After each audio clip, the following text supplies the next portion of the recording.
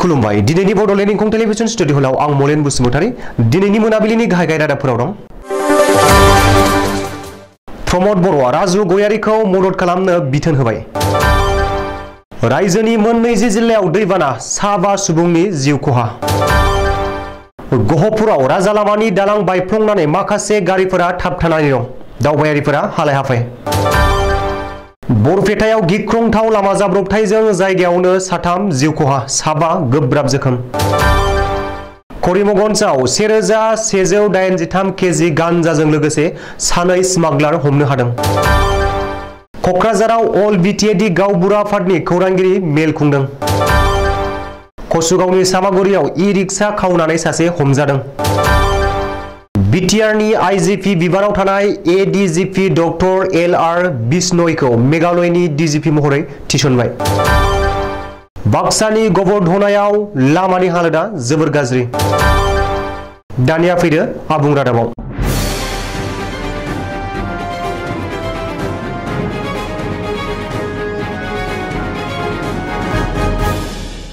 बे साननैसो खौरां बिजोङाव जोबोरैनो फोसावजानाय बर' फिसा राजु गयारिखौ मदद खालामनो खोथा होबाय बिटिसिनि गाहाय प्रमद बर'आ। प्रमद बर'आ दिनै क'क्राझार खौरांगिरिफोरनि मोगा-मोगियाव CWE गेलेगिरि एबा रेसलार राजु गयारिखौ बिटिसि सोरखारनिफ्राय मदद खालामगोन होननानै खोथा होदों। बबेखानि बे समाव दिन हाजिरा मावना जिउ खांनांनाय CWE रेसलार राजु गयारिखौ थाबैनो लोगो हमनानै सावरायगोन होननानैबो बिटिसिनि गाहाय प्रमद बर'आ खौरांगिरिफोरनि गेजेरजों खोथा होदों। मख'नो गोनांदि चिरां जिल्ला बिजनी महकुमानि बेन्दोंआव थानाय बरलावगावनि थागिरि राजु गयारिया WWE नि मोनसे समनि सुपारस्टार ग्रेट खालिजों ट्रेनिं लानाय सासे CWE गेलेगिरि। राजु गयारिया WWE आव गेलेनो एबा खमलायनो थाखाय ग्रेट खालिजों सोलोंथाइ लादोंमोन। नाथाय नखरनि लोरबां रांखान्थियारि हालोदनि थाखाय गावनि सिमां मिजिं नागारनानै न'आव फैफिननो गोनां जादोंमोन। राजु गयारिया बे समाव गुवाहाटीआव दिन हाजिरा मावनानै जिउ खांगासिनो दं। मख'नो गोनांदि राजु गयारिया आसाम सोरखार आरो बिटिसि सोरखार एबा सोरबा मददगिरिनि मदद मोनोब्ला गावनि ट्रेनिंखौ जागायफिननो थाखाय थियारि। बोसोरनि गिबि दैबानाया रायजोआव गिख्रंथाव महर लादों। रायजोनि मोन 20 जिल्लायाव बोसोरनि गिबि दैबानाया लोमसावदों आरो गिख्रंथाव महर लादों, जेराव 5 सरासनस्रा सुबुङा जिउ गोमानायजों लोगोसे 2 लाखनिबो बांसिन थागिरि रायजो राजाफोरा जालाखार बिलाखार जानांदों आरो भुगिनांदों। बेनि अनगायैबो 16,645.16 हेक्टर आबाद फोथारा दै सिङाव गोदोनानै दं। Assam state disaster management authority ASDMA नि रिपर्ट बादिब्ला रायजोनि मोन 20 जिल्लानि 652 गामिफोर आरो मोन 46 रेभिनिउ ओनसोलाव दैबाना लोमसावना थागिरि सुबुंफोरखौ आनिथानि खालामदों। बिसोरनि गिबि दैबाना लोमसावनाय जिल्लाफोरा जादों बजालि, बाक्सा, डिब्रुगड़, डिमा हासाव, हजाय, कामरुप, सोनाब कार्बि आंलं, क'क्राझार, लखिमपुर, माजुलि, नगाव, नलबारि, सनितपुर, तामुलपुर आरो अदालगुरि आरो गोबां। मख'नो गोनांदि बड'लेण्डनि सिङाव थानाय मोनबा जिल्लायावबो दैबाना लोमसावदों आरो गाज्रि गोहोम गोग्लैदों। ओरैहाय डिमा हासाव जिल्लायाव दैबानाजों सोमोन्दो थानाय गुबुन गुबुन 2 जाथायाव सुबुंनि जिउ गोमादों। बेनिनो गिबियाव हा गिसिखानानै 3 सुबुङा जिउ गोमादोंमोन।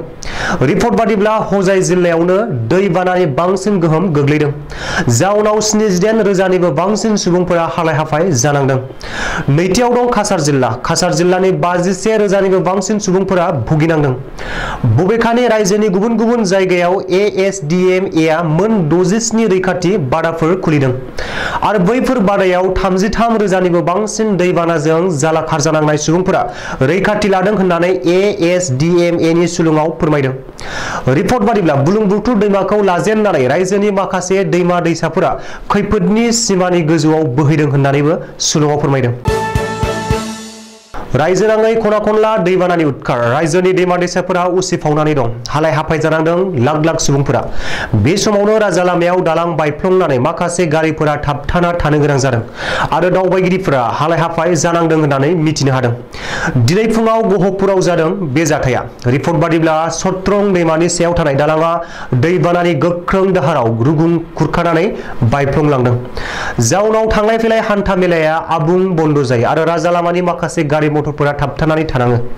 सुलुङाव फोरमायथिनाय बादिब्ला गहपुर दैबानानि थासारिया गिख्रंथावसिन जाबोदों आरो गहपुर महकुमानि माखासे ओनसोलाव लोमसावनानै रायजो राजाफोरखौ हालाय हाफाय खालामदों। मख'नो गोनांदि बोसोरनि गिबि दैबानाजों रायजोनि खना खनला गोबांथार खहा जानायनि बागै खौरांफोर मोननो हादों।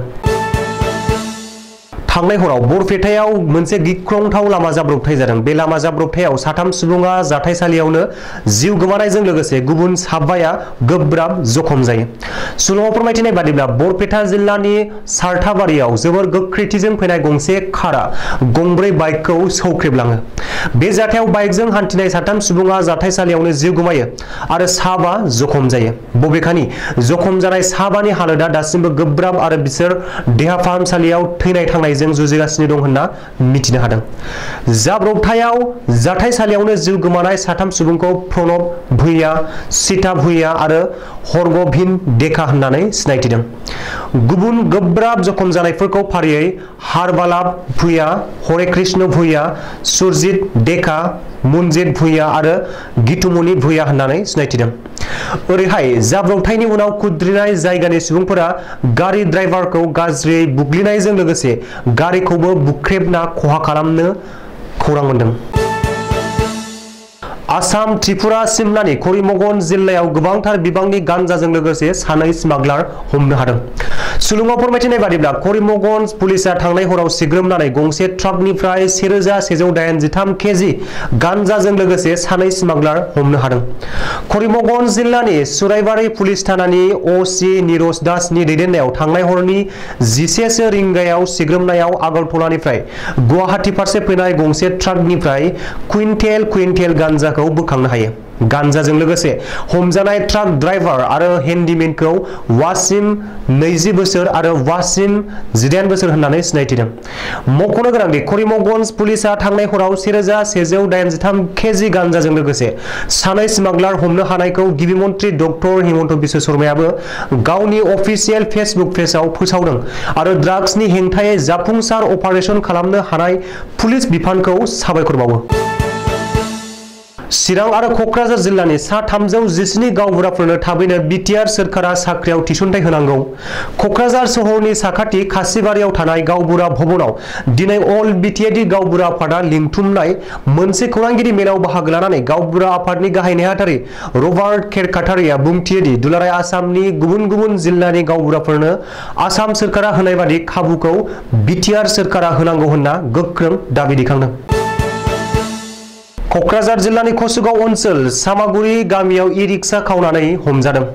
सुलुङाव फोरमायनाय बादिब्ला कसुगावनि जनक बसुमतारिया सामागुरि गामियाव गावसोरनि खुरमानाव थांनाय बृहस्पतिबारखालि हरनि 12 रिंगासो समाव साखाथि नसुंनिफ्राय गंसे इ-रिक्साखौ खावनानै लांदोंमोन आरो सोरनोबा फानहैखोमादोंमोन। सानथाम उनाव आरोबाव जनक बसुमतारिया सामागुरि गामियाव आरोबाव थांबावदोंमोन। बै समावनो गामिनि रायजो राजाया जनक बसुमतारिखौ सन्देह खालामनानै जनक बसुमतारिखौ हमनानै सेबनायाव जनक बसुमतारिया गाव खावनानै लांनाय आरो गुबुननो फानहैनायखौ सिमान लानायाव गामिनि रायजो राजाया एफा एनै बुदब खालामनानै समबारखालि क'क्राझार सदर थानायाव पुलिसनि आखायाव गथायफैदों आरो जनक बसुमतारिनि हेंथायै एजाहारबो होदों। गोबाव सम बिटिआरनि आइजिपि बिबानाव खामानि मावबोनाय senior IPS officer ADGP doctor L R. Bishnoi मेघालयनि गोदान डिजिपि महरै थिसनजाबाय। मख'नो गोनांदि senior IPS officer doctor L R. Bishnoi Assam आरो मेघालयनि आइपिएस केडारमोन। बेखायनो आथिखालाव भारत सोरखारनि नखर बिफाना डक्टर एल.आर. बिश्नयखौ मेघालयनि डिजिपि थिसनदों। समबारखालि क'क्राझाराव जोबोर गोजोननायजों डक्टर एल.आर. बिश्नयखौ फेयारवेल होनानै क'क्राझार जिल्लानि एसपिआ मेथाइ दौदों आरो बयबो जोबोर गोजोननाय फोरमायदों। सोलायनाय लुबैनानै रायजो राजाया सोरखारखौ सोलायबाय, नाथाय बाक्सा जिल्लानि सालबारि महकुमा बरपेटा रडनिफ्राय मानास नेशनेल पार्कसिम थांनाय लामा गबर्धनायाव लामानि हालोदा जोबोर गाज्रि। आथिखालाव बाइक एबा फिसा साखा खबब्रै गारिया थांनो एबा फैनो हायाबादि जानानै दं। 2 किल'मिटारसो लामाया फुख्रि बायदि गोथौ हाखर जानानै दं आथिखालाव जायगानि रायजो राजाया जोबोर जाल्लायाव गोग्लैनानै दं। अब्लाबो नाथाय जायगानि एमसिएलए गौतम दास आरो एमएलए मनरन्जन तालुकदार मोनहा गन्थंआव थाव गुबै होनानै गोदो गोदो उन्दुलांनानै दं। रायजो राजानि दुखु जारलाखौ नोजोर होनानै बिटिसि एबा आसाम सोरखारा जाहाथे थाबैनो बेनि राहाखौ लायो बेखौ ओनसोलनि रायजो राजाया हास्थायदों आरो जायगानि एमसिएलए आरो एमएलए मोनखौ खावलायदों। दिनैनि रादाबा एसेनोसै, गोजोन्थों।